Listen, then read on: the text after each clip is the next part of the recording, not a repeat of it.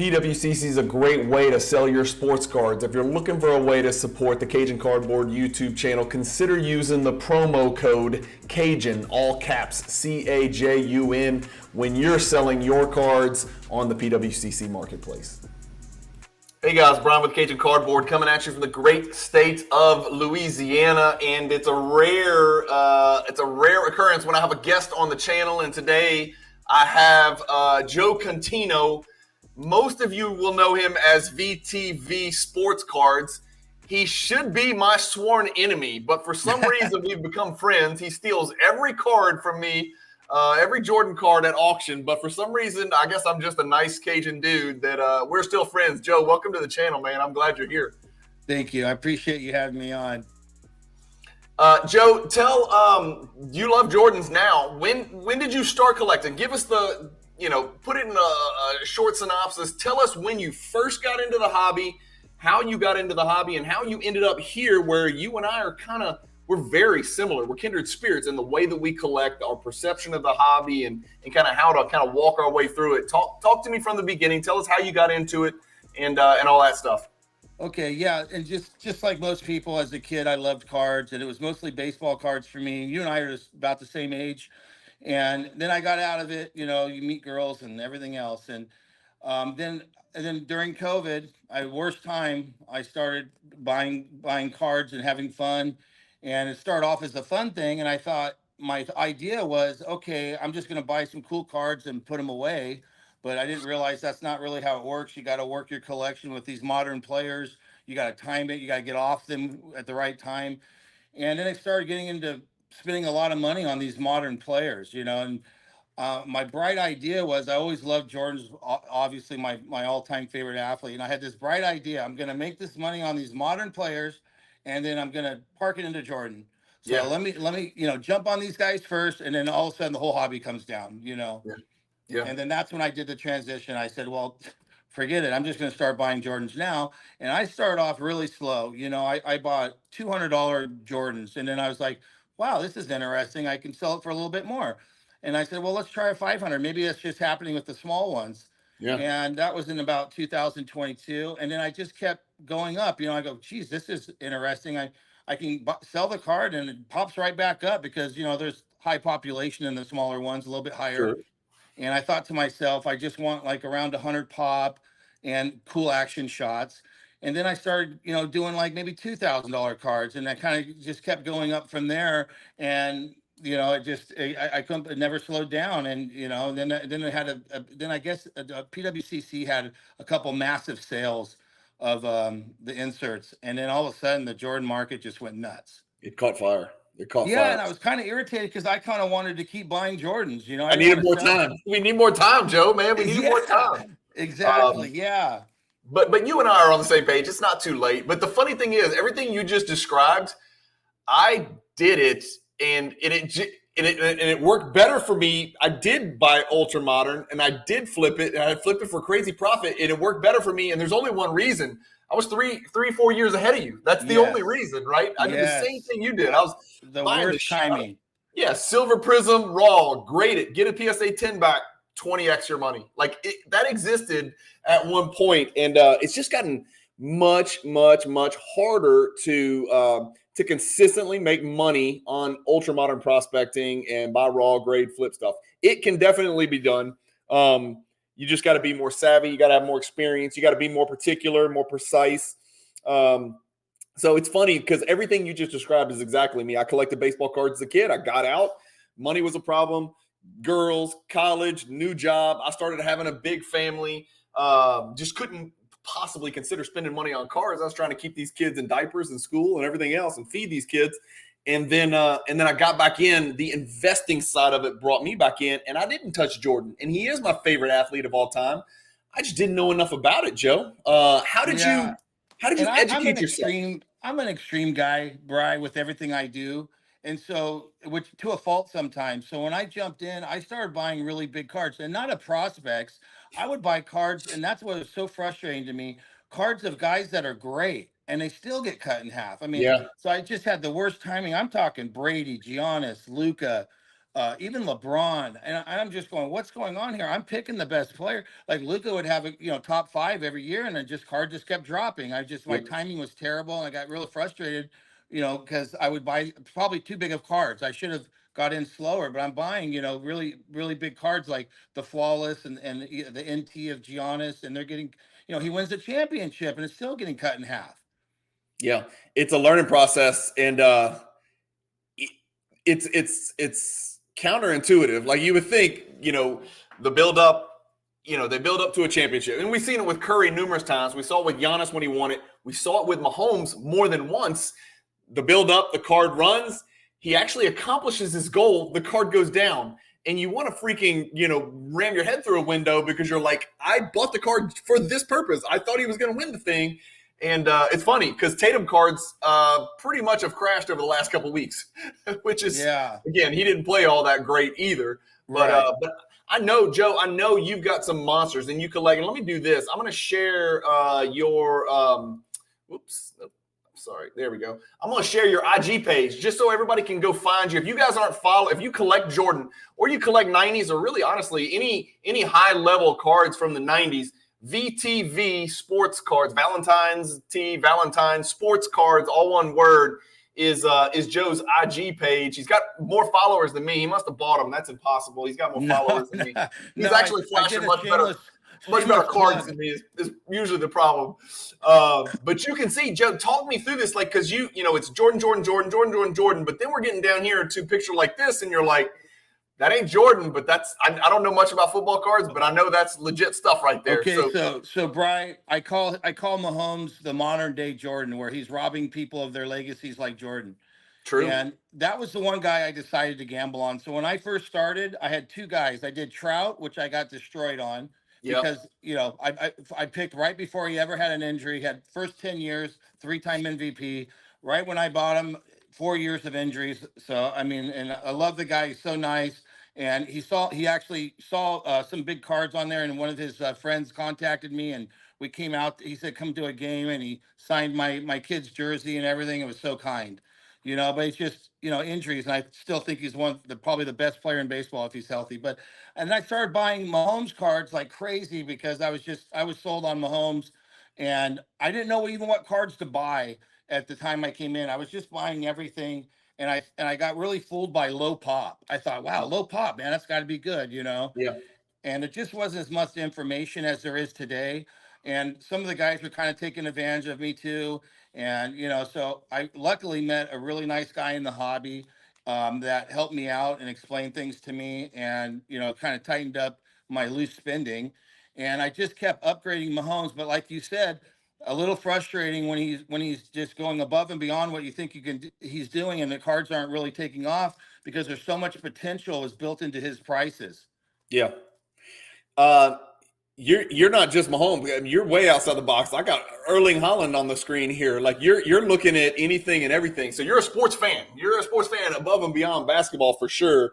I like that Haaland card a lot. Yeah. In fact, I thought about reaching out to you, and then I finally talked myself off a ledge. I was like, no, I can't do that. I don't even want to know what the price is. I don't want to be. Well, and I tightened it up. Just this week, right before the championship, I sold a very big Luka, a flawless Luka, which now I'm kind of fortunate because I don't think it's probably going to go back down. But so I just made up my mind. I'm done with the modern players. I mean, I bought the Luka at 60,000, the flawless Luka, and it dropped to 30 to 29 for years. I'm holding it, and I got a nice offer close to what I paid. And I said, you know what? I'm gonna get off this one. And the Giannis, you got to. I mean, you got to be able to take losses if you want to just hold on to your card and expect it to come back. So my thoughts were, I can get this money working instead of just having that 50 grand of 60 grand in Luka just sitting there waiting for him to win championships over the next 3 years, or I can put it into Jordan. Yep. So I think if you circle back and look at my page next year, you're going to see probably all Jordan and Mahomes on there, and maybe the Tiger Woods card that I have that's a gold 100 that even that fell, which is frustrating.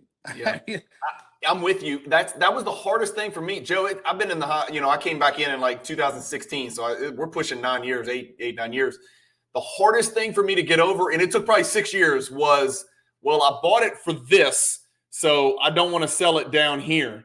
Yeah. but you almost have to take a snapshot. That doesn't matter at all. I mean, for tax reasons, it might, but Yeah. what happened then doesn't matter. All that matters is if you've got 10,000 tied up in a Shea Gilgeous-Alexander or Buddy Hield logo man, you've got to think to yourself, that's my $10,000 sitting there in that card. Will that 10,000, this is an investor perspective, of course, will that $10,000 perform better in a Jordan 90s insert, in a Mahomes, rookie Prism pick a color PSA 10? Will it perform better in the soccer market, or should it be sitting in that Buddy Hield logo, man? You've got to ask yourself that question at that particular point in time. And it's I think it's counterintuitive for human beings to do that, because you don't want to lose. You don't want to admit, I lost, man. Yes, that's kind of where I'm at on Kevin Porter Jr. You want to talk about extremes? I've got a humongous Kevin Porter Jr. collection, which is probably worth 1/100th of what it was worth about a year and a half ago. And it wasn't worth a lot a year and a half ago, to be honest with you. So my guy's playing in China right now. So I know what extreme is all about, Yeah. And, to your point, and that's, I kind of giggled to myself when I was buying modern and I'd make an offer on it and a guy would tell me, yeah, but I'm into it for this much. I'm like, well, what does that matter? That doesn't matter to me. It's current market value. Yeah. Who cares? McDonald's, you go to McDonald's to buy a cheeseburger. I mean, I don't care what you're into the cheeseburger for. How much does it cost? If I don't like it, I'll go to Burger King and get one. Yeah. Not that we're eating cheeseburgers. So where do you do most of your buying? Are you everywhere? I know PWCC. You work. I PWCC. scour the earth. I scour the earth, Brian. Yeah. I go. This is going to be a little embarrassing, but I get up in the middle of the night to go pee. Sometimes I check eBay. Maybe somebody put a new card on there. I'm talking, like you said. I got guys, Australia, Korea, Canada. They're just that I'm talking to about Jordans, which is part of the reason why I love the hobby. You meet all these people. Nobody's, like you said, way back. It's not, it's not bragging to put a card up. People appreciate it. I'm not standing in front of my car or in a bathroom picture with my shirt off. Whatever. That's not my style. I love you put a card up, people appreciate it. You're not really bragging. People are like, man, I want to get that card. Yep. I love that about the hobby. Where are you located? You're in California somewhere. Yeah, I'm in California. Where in California? Oh, I'm Fresno, California. Okay. So, one thing that you do get to do that I'm very jealous of, I know we have a lot in common. One thing we don't have in common is you get to shows pretty often, because I've seen you at shows. I've seen you picking up cards at shows. I almost never get to shows. The only legitimate show near me in Baton Rouge, Louisiana is the Dallas show. And shame on me. I've only been there once. I should probably get there at least 2 out of the shows a year. But I don't, because I just got too much family stuff going on. Tell me about some of the shows. Tell me your perspective and the vibe that you've gotten maybe on the last couple shows you've went to. What's that vibe like in the collecting market, like we're in, sort of that mid to high end, 90s? Yeah, I love the Dallas show, and one of the reasons why is the guy that helped me out in the hobby that I talked to today, and now we're best friends. That he's there, so he lives there. I go to that show, I see him, take him to dinner, and for me, I just love being around it. I talk to the dealers. So now when we go online on Instagram, people have no problem wiring me money or back and forth, because we see each other at the shows, and it's hit and miss. Like sometimes, and I've never walked out of a show at Burbank, Dallas, or the ones I go to. I've never walked out and go, man, I wish I didn't come to this one. Right. I might not have bought or sold one card, but I always learned something, and the thing is, people think because I have some big cards on my page and I'm some expert in this, and I'll be the first to say, listen, just because I have money to buy cards doesn't mean I know everything about them, like Cajun Cardboard. I don't know the history. I'm learning every day. Yeah. And your poster was huge for me, of just kind of narrowing down and what's good. That was really big, and going to your YouTube channel. So what I do, Brian, is like I pulled this card out. I wanted to show, because if I see a card and I'm not sure, and sometimes these scans are, terrible. Yeah. And I pull out a card, I go, okay, I have it on my door right now. I go to Cajun Cardboard. I go, okay, tier 3, part 2. And on YouTube. And then I pull it. And then this was one card I was looking at. And right away, you guys start talking about browning at the top of the net. And I go, oh man, I didn't even notice that. And so I got off the card I was looking at. I found one with perfect white. I go, man, that was big. Good thing I pulled up that video of the card. You know, so Those stuff like that is real videos, helpful. Joe, those videos are going to last forever, and more and more people are going to watch them, and not because of me, because all I'm doing is asking dumb questions to smart people. Those hierarchy videos are invaluable. If anybody's watching and you don't know what the hierarchy project is, go check it out. I got a playlist. But I bring on Josh Dawson. I bring on Nat Turner came on. I brought on Frankie. Yes. I brought on Chris McGill. I brought in guys that, you know, like you said, I have never had a problem, and I have certainly never taken the perspective that I am a teacher and people listening are students. The furthest thing from it, we're all students as far as I'm concerned. If you ever meet somebody in the hobby, specifically in the Jordan collecting segment, who says, I know everything about Jordan cards, just run the other direction, because they are full of it. There are experts in different, portions of the Jordan. You got your autograph experts like 610 Sportscards. You got your 90s experts like your Josh Dawsons and your Chris McGills. And then you got your exquisite expert, you know what I mean? And then you got your foreign oddball stuff like Stanley. I don't know if you got a chance to meet Stanley yet or talk to Stanley Siratinsky. But it's funny because no one person, there's no MJ of MJ collecting, right? It's all just a bunch of people who know a little bit about different stuff, but you can piece it all together if you got a big mouth like we do, and you're friendly and you do things the right way. You're going to make those connections. And so, I'm a real estate attorney by trade. People will call me all the time. They'll ask me criminal law questions. They'll ask me tax law questions. And my answer to them is, I cannot answer that question because I don't know it, but I can go get you an answer. And that's kind of the way I feel about Jordan card collecting, Joe, is that if somebody asks me a question and I don't know it, I go get an answer. And then I say, look, this is what I researched. This is what I found out, do your own research. But, I try to help them out. I can't help everybody that messages me, but very rarely do I just give them an answer off the top of my head, because I just don't know that much. I know 1% of the 100% there is to learn about the Jordan card world. Yeah, and like you say, all those guys on Instagram, I think it's very important to be on Instagram. And believe me, I only follow card guys. I don't want to see guys in their bathroom and all that and date night and all that. I like to go through my feed. I like to see all cards. That's what I'm on there for. I don't want to see politics. I don't want to see any of that stuff. And these guys are so helpful. It's like their kids. Everybody loves talking about their kids. They love talking about their Jordan cards. And when I got in, and even today, I got guys I referred to I've never met, and they're very helpful. Joe, look at this. Just to go back to Joe's point, and he hit the nail on the head. Look at my net assets, right? That's my net assets. Do you see the kind of the orangish brown on the nets? And you know what my grade is, right? That's a 10. Yeah. So 10s have that. If you can find one without the browning, and it's a little bit on the front, but it's pronounced on the back. If you can find one without that stuff, it's a rare card indeed, for sure. Joe, tell me when you made that transition and you're like, you know what?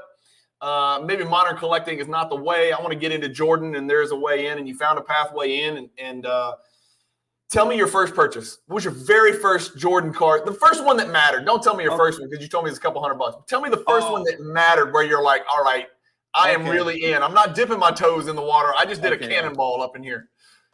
This was a pretty big card at the time for me. The first one, which I've actually probably bought and sold this one 5 times now, is the net assets, because for some reason it goes to auction quite a bit. Take it to the I love it. I'm sorry, take it to the net. Yeah, I'm sorry, I got the wrong one, but yeah. And because it's like the computer chip in the background, I go, man, these are like art pieces, man. I really love all the cards. And everybody's like, what cards do you like them? I love them all, man. They're so cool. And I do look at them every day like a weirdo. I'm like, I pull them out. My wife goes, why are you looking at this? I love them. I love looking at them.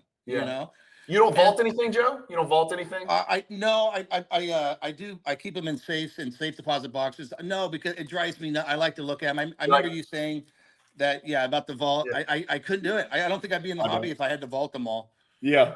Well, you're lucky enough to live in, Fresno, where I'm sure the weather is just absolutely terrible all year round, right? Oh, yeah.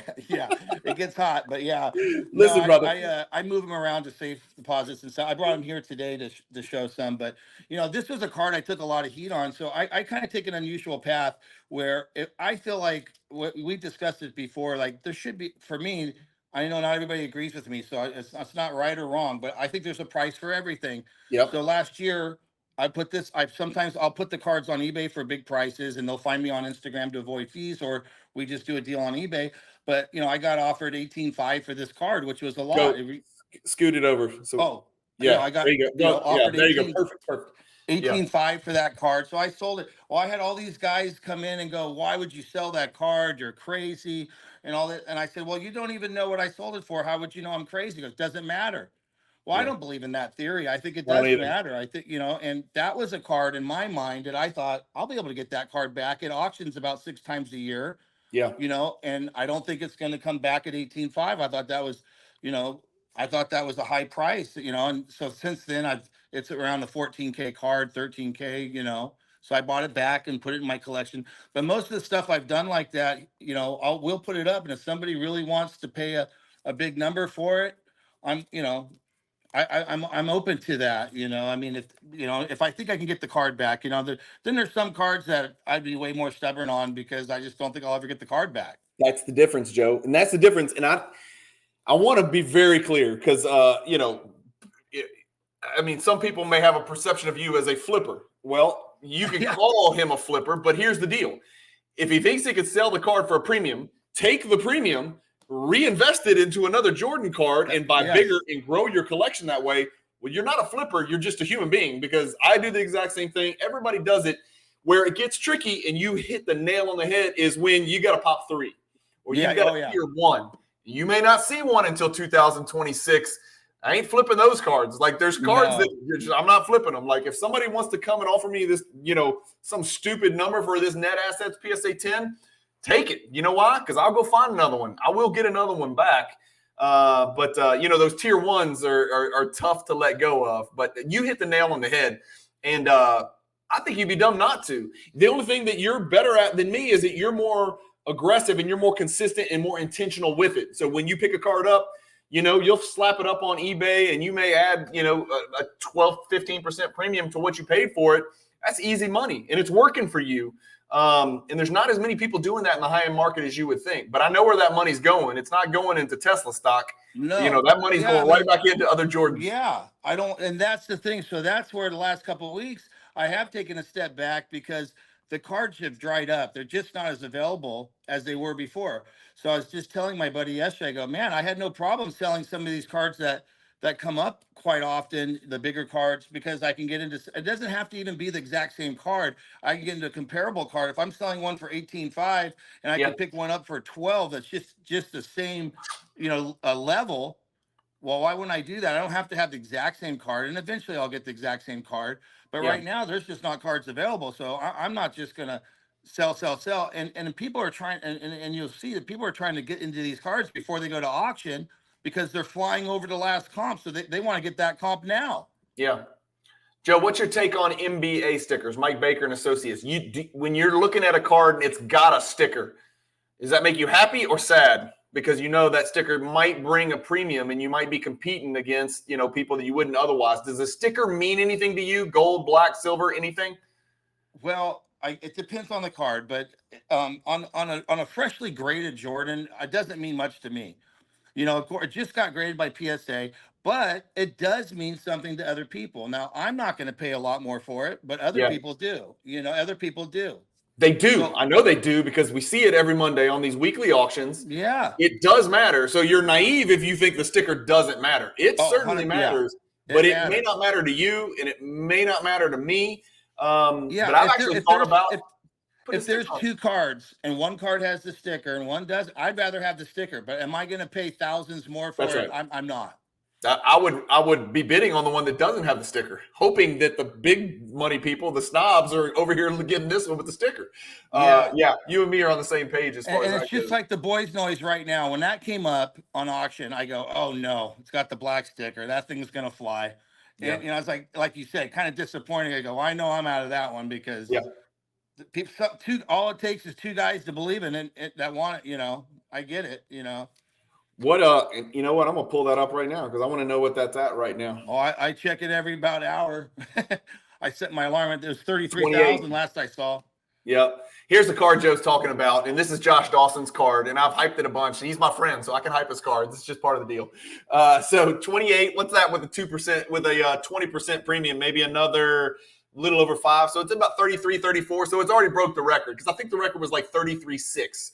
So, Yeah, I set the comp for that card, so it was, and everybody was making fun of me on that one too, Bri, because I feel like a card like that is so iconic. So the comp was 17,000. I bought it for 24. I had a lot of dealers go, "Dude, you're crazy." I go, and believe me, I'm not patting myself on the back. I didn't know. I just thought, and I buy cards with the mindset that I'm holding them for decades. yep, I'm not selling it tomorrow, or I wouldn't pay 24,000.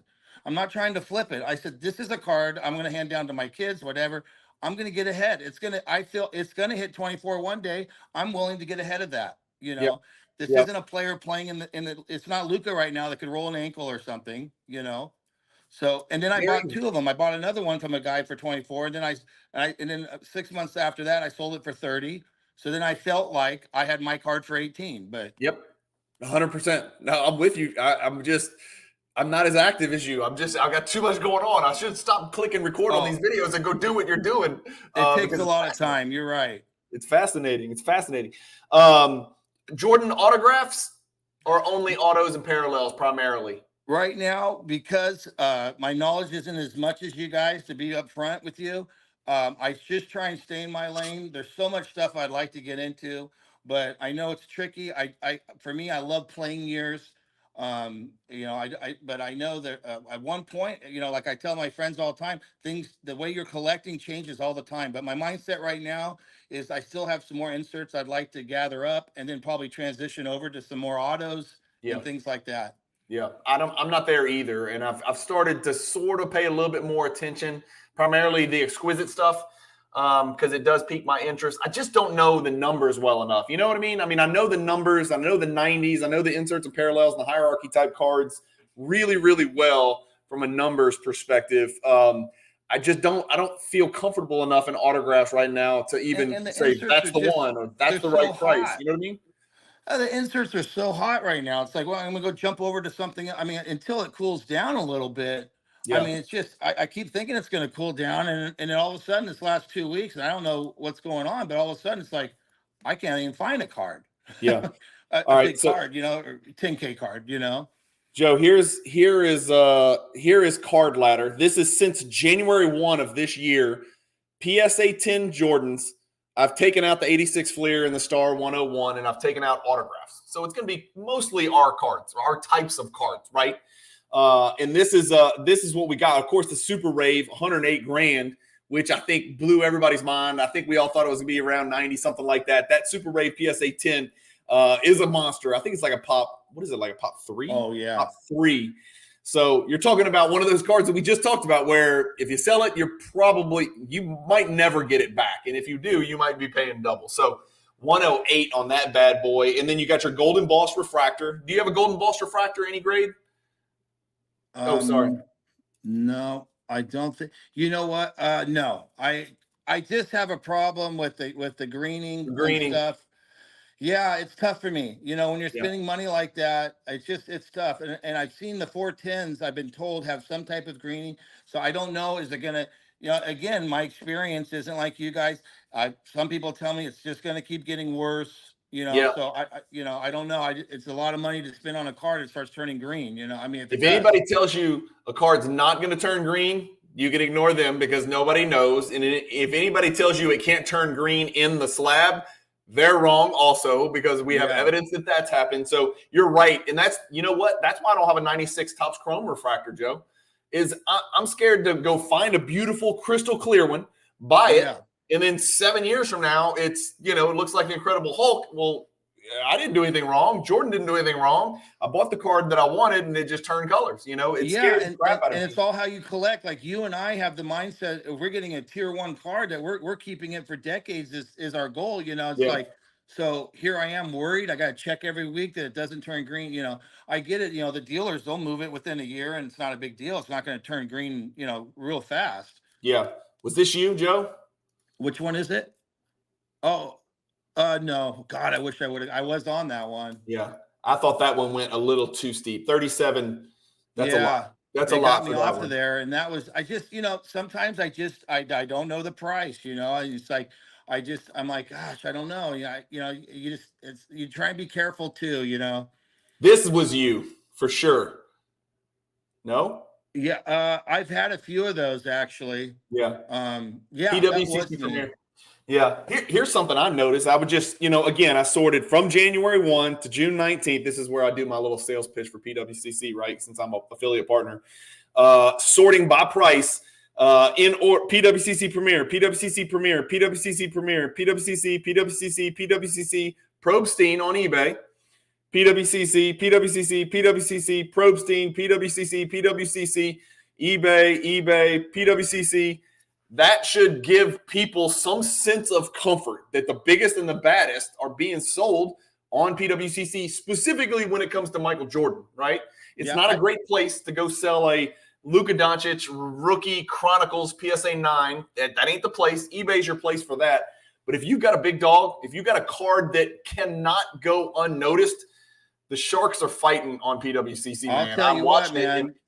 Joe, I'm getting my ass PWCC kicked lately. They are pulling the best prices on Jordans that I talk to people every day, low levels, high level. I mean, if I was going to auction a Michael Jordan card, no question, I'm putting it on PWCC, and I have no affiliation with them. Now if I have some super $1 million card, maybe I go to Golden. I don't know, but PWCC for the Jordan cards, it's a war. Yeah.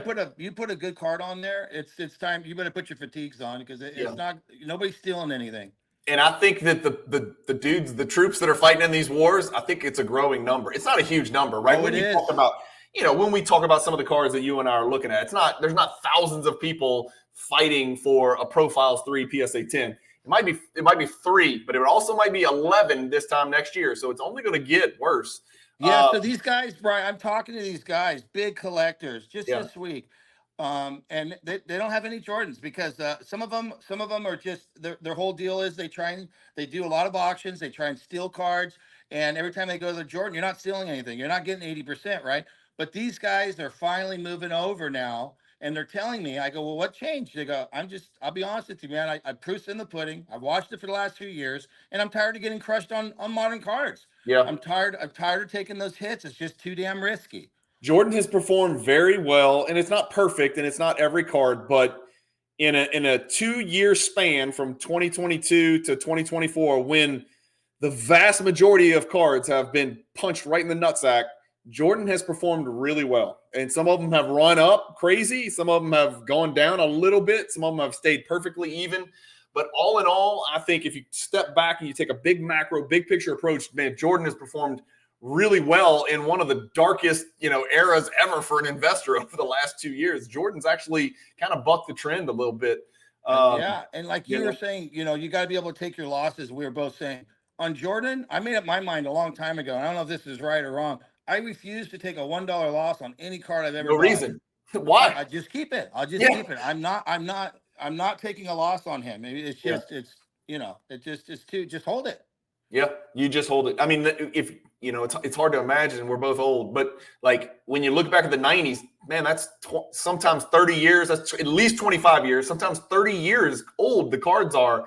We've got a 30-year history. It's almost like an Apple stock or something like that. We've got decades of data showing a steady up and to the right. Sometimes they'll come down. Sometimes a comp will go to 12 and it'll come back to 9, and everybody panics. Why? Hold it for 5 more years. If it doesn't sell for more than 9, I'll eat my shorts. There's no way. I feel like it's like Bitcoin to me. Like it goes down, so what? I mean, what do you mean? You just hold it. You're if you believe in Bitcoin, that's how I feel about the Jordan cards. If they go down, that's okay. I mean, but I was going to talk to you a little bit about how I don't know, this is just for me, not for everybody. I average down. So sometimes if I really want a card, and I'm not a flipper, so I'll pay strong. And that's why people tell me all the time, where do you find all these cards? I find them because I pay strong and fast. That's right. That's why, because I'm not trying to, grind people down. I don't mind. I'm not flipping it. I'll pay a little bit over comps if I really love the card. So when I pay strong, say I pay for a card $8,000. Well, now it hasn't sold for 2 years in an auction. All of a sudden it pops up. Well, if I can grab that card for $6,000, I'm grabbing it. And now I got 2 cards at $7,000. And if it comes the third time and it keeps dropping, I'll buy 3, I'll buy 4. I'll just, if it's dropping my average. To be clear, you're not talking about an 87 Fleer PSA 9. You're talking about cards you just don't see every day, right? Yes. Where you can almost, I don't want to say control the market, but you can matter. You can matter in the market. If it's a pop 12 card and you got 3 of them, you're very relevant because every one Yeah. you purchase reduces the likelihood of another one showing up, and it gives you more leverage and more control of the market. And sometimes I'll help my friends out, like I'll just break even on the card. Like Yeah, if I drop my average down to 7,000 and I paid 8 and now I got 2 at 7. I go, hey, I'll give you 1 at 7 and I'm holding 1 at a lower average. That's fine with me, I mean, to help a guy out to get a card that's special. yeah. Joe, one thing I like about you is I know this just from kind of following your Instagram page and in the few messages we've exchanged, is you've brought other people into the hobby, and you and I are on the same page with that. And I know a lot of people are like, get off my lawn. You don't know anything about Jordan. This is not for you. I'm the exact opposite. Like I am a big, I've got my arms outstretched. I love the fact that people are finally saying, you know what? Let me study a little bit. Let me educate myself. I might want to mess around in the Jordan world a little bit and be part of this. I'm open to flippers. I'm open to investors. I'm open to take it to the grave collectors. And you and I are kind of a hybrid of all of those things. And I know you've brought some people into the hobby. Are there some guys out there with some pretty deep pockets that you're friends with that have kind of come in and kind of jumped in with you? Yeah, at first, a lot of guys starting off small, and that have professional jobs. And just recently, some big collectors, friends of mine, have said, "All right, I'm on." I thought they were kidding, and I see them all of a sudden they're still buying cards that I go, "Oh my God, I was trying to get that. You got that from me, buddy." And so we're Yeah. laughing, and we had no idea. But yeah, some big deep pockets are coming in Yeah. all the time, and it's true because, like I said, they're just tired of the risk and taking those hits on some of the modern stuff. Yeah. One thing has nothing to do with Joe or VTV or what we're talking about, but I noticed this when I was prepping for the show, and I just kind of wanted to share it with everybody. I've put in here a search in Card Ladder, Joe. Check this out. 1996, and I know you just picked this card up. Jordan Finest, and it's card number 291. So this is the card, right? Yeah. Yeah. So it's a refractor. I actually had that card. I reposted it because there was a big sale on it. Yeah. But Yeah. I've It had was a that huge card for sale a couple of years. But the reason I post this is because I added the word atomic to the search, and I got 20 results. And I just want to let the world know there is no atomic. Like, this is a refractor card, period. It looks atomic, and it's got the characteristics of an atomic refractor, but it is not. I wanted to ask you about that because it has the grid. Atomic. Yeah. And here's how you can tell, right? I'm in the PSA pop report right here. PSA has never labeled one atomic. Of those 20 sales, none of the labels, BGS or PSA, say atomic. So there is no atomic variation. It's a hierarchy tier 2 card as a refractor. I just wanted to let the people know there's not a refractor version and an atomic version. You'll see there's the base. There's the base with coating. Here is the refractor. And then here is the refractor with coating. There's no atomic option there. So I just kind of wanted to share that with the world, even though it does have atomic refractor type, characteristics. So, Brian, on your videos, that I learn all the time. The atomic is the refractor with the grid, right? Pretty much, yeah. In a nutshell, yes. It's got that has the grid. That's why that one was confusing. They all do. They all do. They're just not atomics. It's just not. It's not technically in the name, right? Yeah. So, yeah, okay. They are atomic to look at for sure. They fit the characteristics of an atomic, but it's not in the label. I just didn't want people to think there were 2 refractor variations. You know what I'm saying? I love the card. Yeah, so it's a cool card for sure. It's fantastic. So that one does have some greening issues at times. Mm-hmm. Yeah, I saw one with the coating had a little bit of greening. How do you feel about those? Like, do you just stay away from any greening or? Again, I have that one. Let me see if I can pull mine up real quick. Mine, again, I'm assuming it's still crystal clear. I don't know if it is or not, but it better be, right? Because it's sitting in a vault in Oregon. So I would hope that it still looks the way it looked when I bought it. Here, let me pull mine up so I can share it. Yeah, mine, from what I see, looks it, but yeah, I mean, mine is this is the best 9.5 I've ever seen. It's a Min Gem, and it's got a 9 for centering, which I think is harsh. I think his centering is banging, man. I think it's straight on. The 9.5 is probably for this back centering. Back centering on mine is not perfect left or right, but it presents as good as any 9.5 out there, and the color looks great. I'm hoping it stays, this way. I don't know. One would hope, but that's the thing. It's like I'm scared of 96 chrome. I'm scared of 97 chrome. You know, I'm trying to think of some of the other cards that, you know, we see the greening on. Usually it's the finest and it's the top chrome refractors, you know, and there's no way around it. What about talk me through? Let's do this. It's flex time. You ready? It's flex time. Show me, and we'll get you where the best camera angle so you can show it on there. Give me your three of your biggest and baddest. Okay, so yeah, on the Jordans, you know, it's to me, you know, I bought in a lot of six-figure cards. I can't get into that room with the Jordans. It's just it's very difficult. I don't know, you know. So I'm more spread out. Yeah. But like so some of my favorites would be the ZP. Yeah, there you go. Wow. That's a Pop 8. Yep.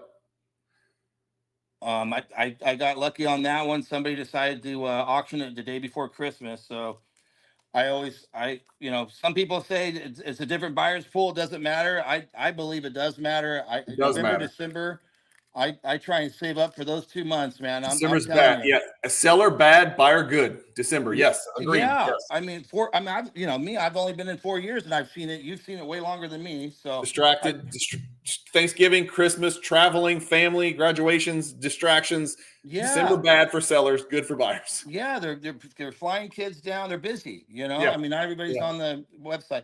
So this one I recently picked up, the 96 Legacy Row 1 in a PSA 10. Yeah. You know, numbered. And I know you're big on the Legacy collection. Yeah, that's one I need. Oh, here you go. Yeah. I might be looking for an 8 or a 9 though. I'm scared of that 10 premium on that one. That's a beautiful card, man. All the Flair Legacy collection. I think that one's Pop 3, but you know, the centering's a little bit off, but you know, and of course when you post it, everybody wants to let you know that. Yeah, thank you for making fun of my $40,000 card. You know, thank you. You can have it here. Just take it. I don't want it. They all come in. You know, back then, you know, it was graded a while back, and it's a real clean card, but there's no borders, so I think they're a little more. And from what I've been told, and correct me if I'm wrong, Bri, PSA on the 4 subs that BGS does, the one thing that they're a little more lenient on is the centering, and the other 3 things they're brutal. Yep. Yeah, well, I've got some 10s that are off center. I mean, they're brutal on everything Jordan now. But yes, you're right. Yeah, centering, I've always found that PSA is a little more lenient than Beckett. I think even by the numbers, like if you go on their site, I think their tolerance is a little bit bigger than Beckett's, if I'm not mistaken. I might be wrong, but I thought Beckett was 55-45 front centering, and I think PSA 60-40 for PSA 10s as far as tolerance. Yeah. A little bit more, you know. Well, this is my 195 that I loved it. Ultra Stars Gold. You and me both. I've got one too. Blings. I guess there's supposed to be under 100 copies. Brian, is that right? Yeah, that's what I've heard. Yeah, it's a 1 in 28,800 pack odds, which makes it rare. And then you put the Gem Mint label on it. That BGS gold label, I say it over and over. Boy, it resonates with that because it's a gold card. So gold on gold just looks really good, Joe. Yeah. Yeah, so I learned that on the hierarchy. I on the YouTube. I look, you know, you learn a lot just watching those videos. I think it's the highest pack odds of a non-numbered card. Yep. This one I just love. It's not the most expensive, but I've always wanted this card, and I felt like it was the cracked ice before the cracked ice. Yep. You know, but just the way it blings. I love the shiny or die cuts. You know. Yeah, the 3D, big time card there. Super low pop PSA 10. Yeah, and then I got the Rave Reviews is another one. It just kind of blings like that. Mm-hmm. In the PSA 10, which is off center a little bit too, but really, really pops. But you know, so like I said, I don't really have any massive cards, just like a lot of them, and like you found a niche. Here's the deal: like you've got an interesting. You're doing something that's interesting, and I kind of do this as well, but you really are hammering tier 2 and tier 3 Jordan inserts in PSA 10. Like that's your sweet spot, and that's where you do your damage. And I think that's cool because that does appeal to me. There's some people out there that are like, I don't care about a PSA 10. Yeah, and I on get a card that rare or that important. Like just give me the 9 or the 8. And I get the messages every day. 9.5 looks better than the 10. There's so many 10s that look that. You're right. And the 10 is way too much based off of the price of the 9 and up. You're right there too. But guess what? People, all that being said, people inbox me every day, and you know what they say? what PSA 10s do you have available? That's right. That's what they say. They're not asking for 9.5s. They're not People asking are for in nines. denial, it's getting to the point where, and I'm a grade snob, right? I'm a BGS 9.5 or a 10 guy. You know that. So, but it's getting to the point where I am looking very hard at PSA 9s right now, specifically right now, because I really believe that premium has really gotten extreme. And It's I'm not crazy. saying it's not real. It's real. Like, yeah, it's real. And there are people out there that want the 10s, and you and me included, right? We're in that group. But it has gotten so extreme where I'm starting to look at PSA 9s of cards, Joe, where I was before, maybe 6 months ago, I was of the opinion, I'm just going to wait until the 10 or the 9.5 shows up. Well, now I'm starting to think maybe the 9s are a good buy. Like, I might buy 4 9. I might buy 4 PSA 9s of X card instead of 1 BGS 9.5 or PSA 10. Can it get to a point where you take a step back and you kind of reassess and move into the 9s and 8s, or you ain't going there? Yes, I this is probably not a popular opinion, but I would rather have the PSA 9 than a 9.5 a lot of times. Yeah. I did, like last night, Lynchpins was a PSA 9. I'd buy that all day. I mean, for rare cards, really nice ones, yeah, I would. I don't want a 3K card or 2K card or lower, and I'd better just get the 10. But I mean, I'm with you there. That there is a threshold you cross where it's like, I don't care what the premium is, give me the 10, right? If it's $1,500, give me the 10. I don't want a $112 PSA 9, give me the 10. But when you get into the 10, 12, 15,000 versus 3,000, it seems like it makes sense to buy some. Or like the boys' noise right now, a fresh grade too. Does that matter to you? Because I'm a sucker for that. I see a fresh grade PSA 9 serial number starting with a 9. I'd take that all day. Yeah. I mean, I was just like, God, that's fresh grade. I bet you that looks, I mean, I know we all know this, but I bet it looks better than a lot of 10s. It probably does. It probably does. Old 10s. Yeah, it probably does. There's a reason the pop report's not changing on these 10s, man. They just don't give them out very much. Did you see the video I did for the cross-country collection at the end, giving you the summary of everything? Oh, I don't think I did. You got to go back and watch that. Okay. I give you the breakdown of all the Jordans, the 1,500 cards, over 1,000 Jordans, and I show you my PSA 10 percentage on refractors, on atomics, on base, on the. It's a pretty cool video. I got to go see that. There's a lot of cards, and you're not going to believe this, right? Because I was always of the opinion PSA squeezes Jordan harder than any other player and any other card you submit. My Jordan gem percentage was higher than my non-Jordan gem percentage with PSA. Wow. Is that crazy? Yeah. It was also kind of high. I think I don't remember, I think it was like 18%, Joe, or something like that. And it didn't feel that way when I was submitting them. You know what I'm saying? Yeah. But I think the reason it didn't feel that way is because they gave me 9s and 8s and 7s on the big Jordans. And then I got a bunch of 10s on the lower end Jordans, which is fine because it all cash flows. But I think that maybe the squeeze is not on Jordan. Maybe the squeeze is on higher end Jordan is kind of what I'm now thinking. And that's another thing with the Jordan cards, especially the die cuts. I mean, I don't think, you correct me if I'm wrong, but I don't think the pop's going to change much over the next few years. And everybody rushed out during COVID.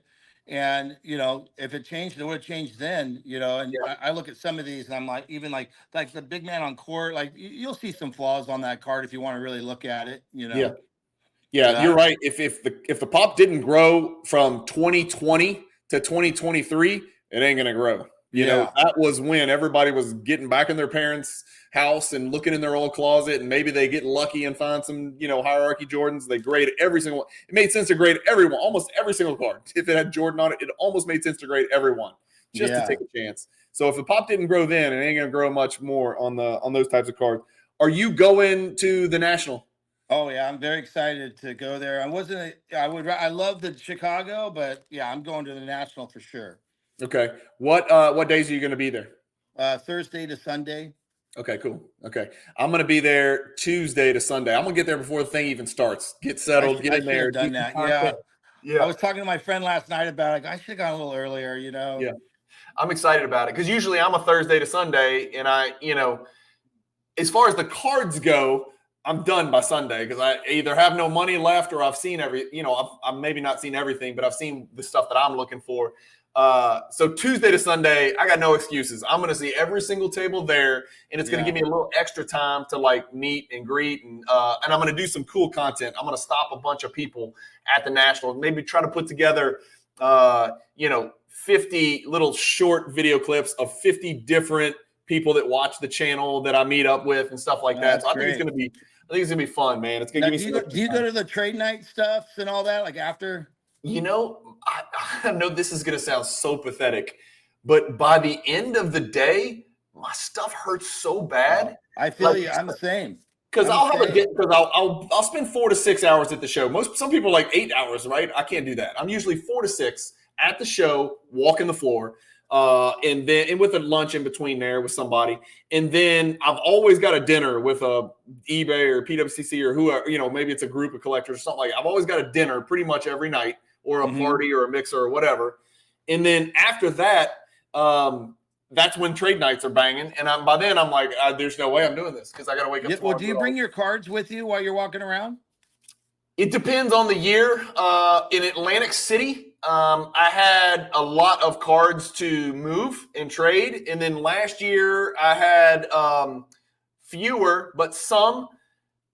My problem is I think I've sold everything I can sell. Yeah. So it just depends on what you were doing with your collection. Because I'll notice, like, if I have some cards I want to move and I'm carrying them in a backpack, that wears me down a little bit all day. I mean, it's like back starts hurting. Yeah, you put a Zion case in a backpack. That's what I do. So I'm double zipped, right? But yeah, it wears you down too, man.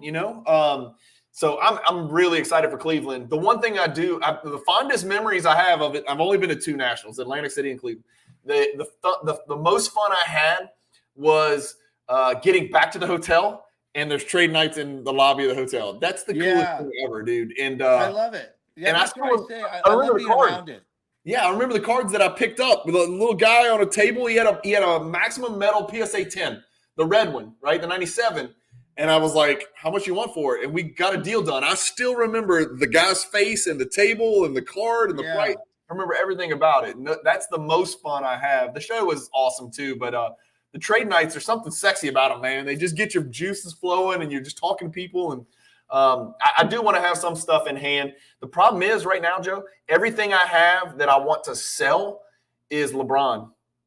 And I'm back in that mode where, God, I am going to get obliterated if I trade or sell this.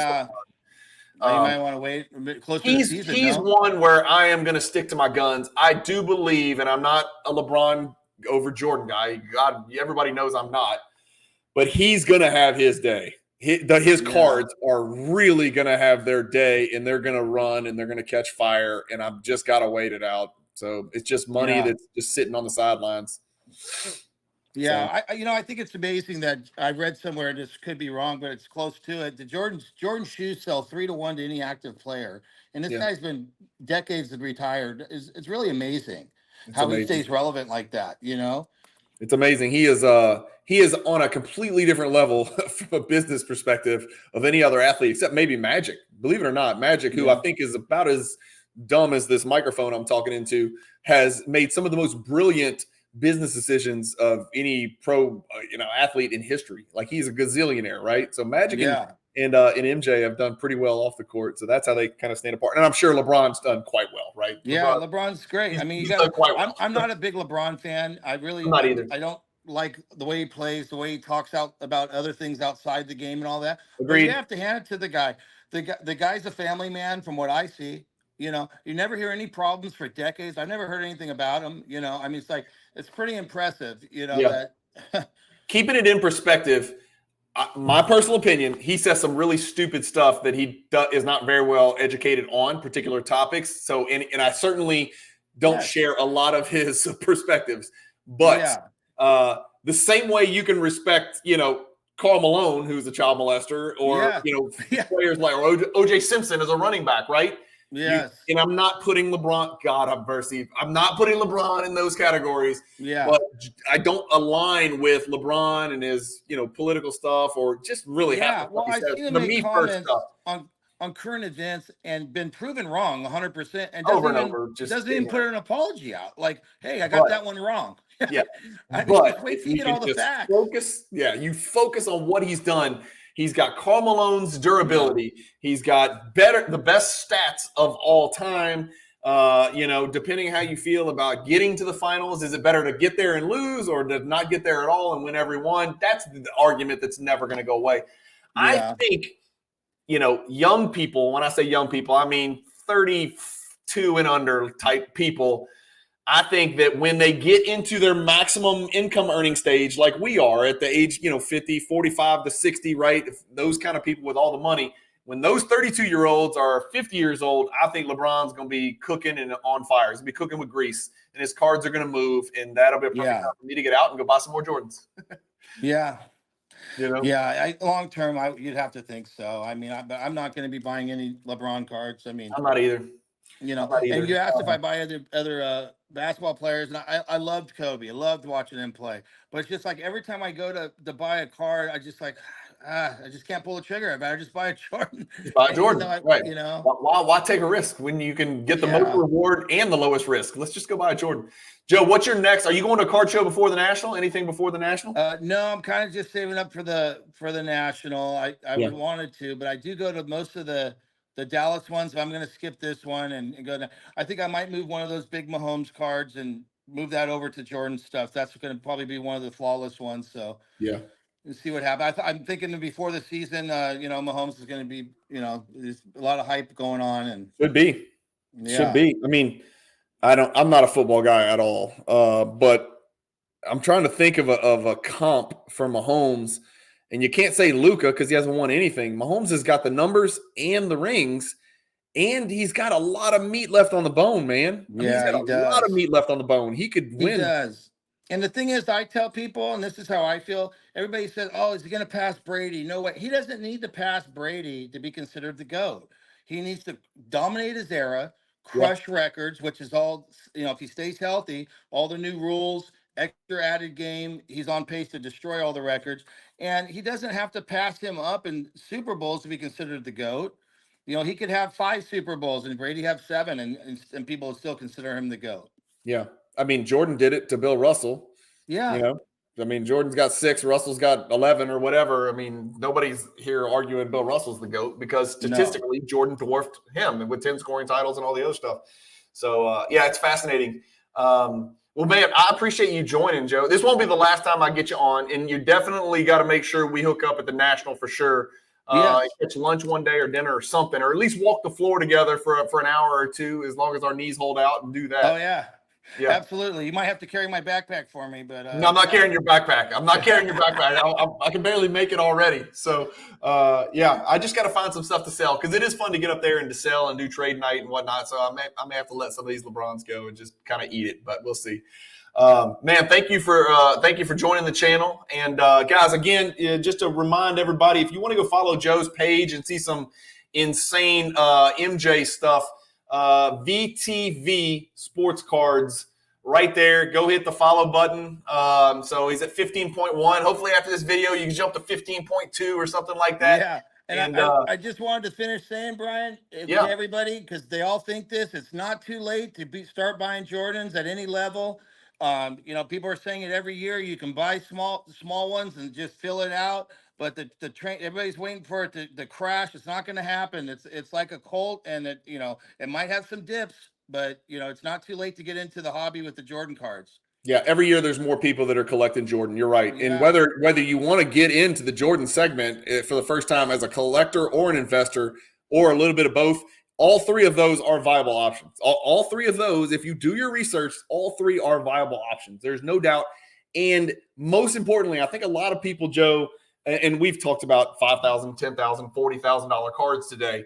Let's keep in mind, you can go collect Jordan cards, like the cards that are in the Hierarchy Project for, $80 to $200. There is no doubt. I know for a fact because I've got friends doing that.